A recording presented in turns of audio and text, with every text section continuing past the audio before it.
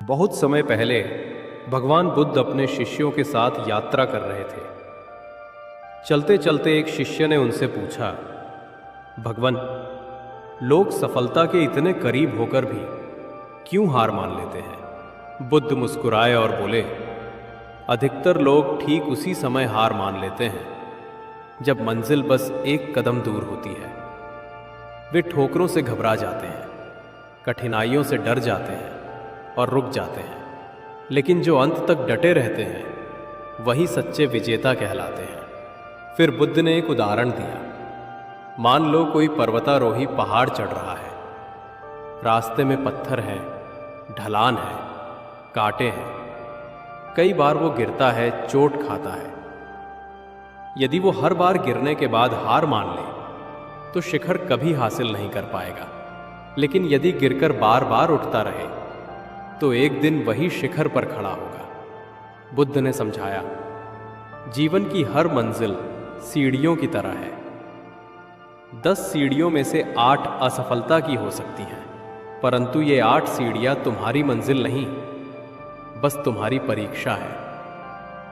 अधिकतर लोग इन्हीं सीढ़ियों को मंजिल मानकर बैठ जाते हैं और यही उनकी सबसे बड़ी भूल होती है।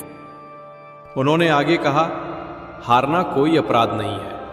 हार तो तब है जब इंसान गिरने के बाद उठने की कोशिश ही छोड़ दे। याद रखो, ठोकरें तुम्हें रोकने नहीं आती, बल्कि तुम्हारा आत्मविश्वास परखने आती हैं। और जब तुम इन ठोकरों को पार कर लेते हो, तुम्हारा विश्वास और मजबूत हो जाता है।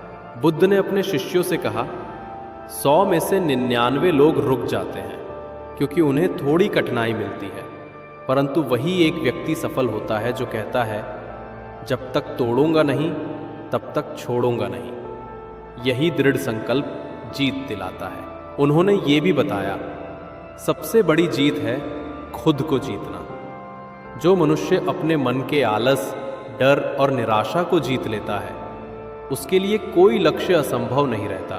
पहले खुद पर विजय प्राप्त करो, फिर संसार की कोई भी मंजिल तुम्हें रोक नहीं पाएगी।